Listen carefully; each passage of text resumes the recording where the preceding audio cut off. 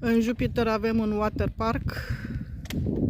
Acum nu este funcțional, dar în sezon va fi funcțional.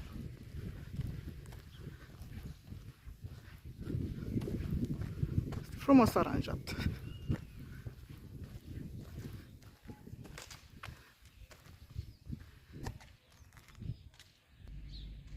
Aici a rămas de anul trecut.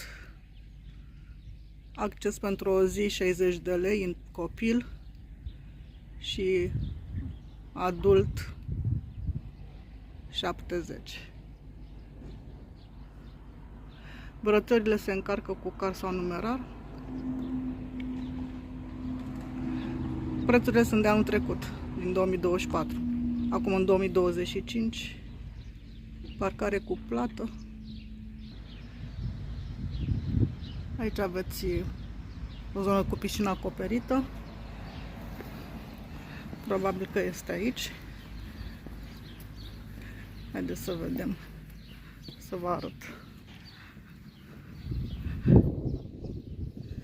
Nu este sezon, dar vă faceți o idee pentru sezon.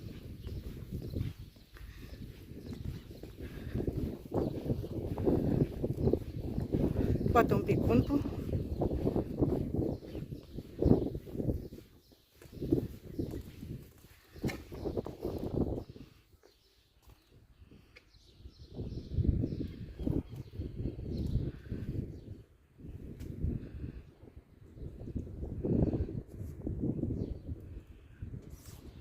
Aici aveți pentru copii. Copiii se pot juca și ei în water park. Nu este mare, dar este destul de drăguț. Suntem pe plajă la Jupiter.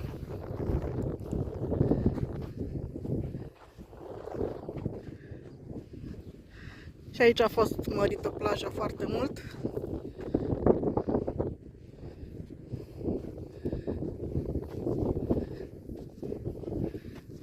S-a făcut și un dig între zona hotelurilor și zona de plajă dintre Jupiter și Neptun. O să mergem pe dig și o să vedeți de pe dig mai mult. Aici digul este foarte lung. La fel și plaja este foarte lată.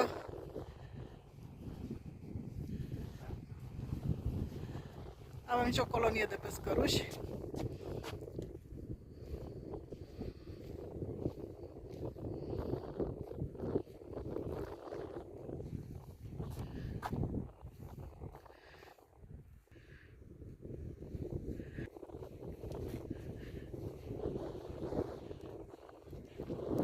O să vă filmez așa, să vedeți cât de lată e plaja.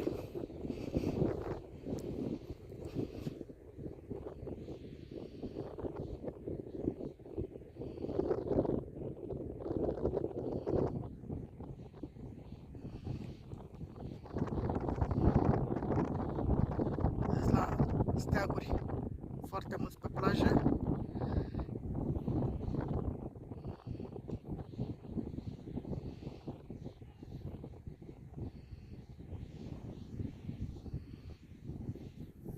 Litoralul s-a schimbat foarte mult.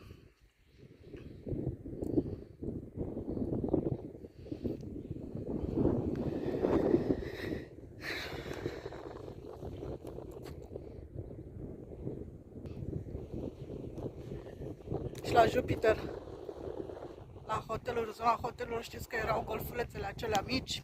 Și acum e o plajă mare.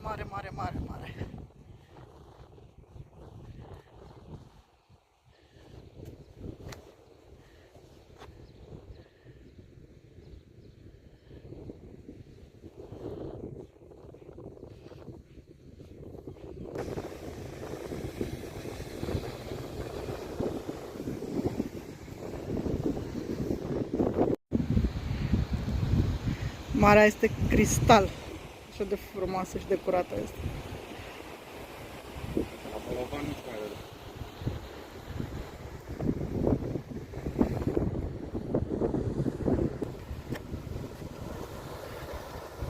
Și aici.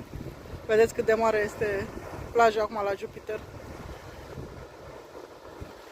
În zare Hotel Opal din Cap Aurora și hotelurile din Jupiter.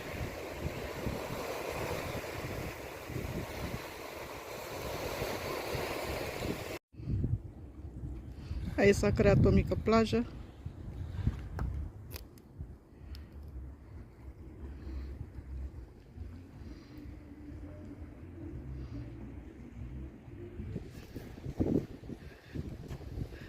Atât de mare este digul. Vreau să observați ceva la pietrele de o parte și de alta, că sunt cam la același nivel toate, cu mici excepții.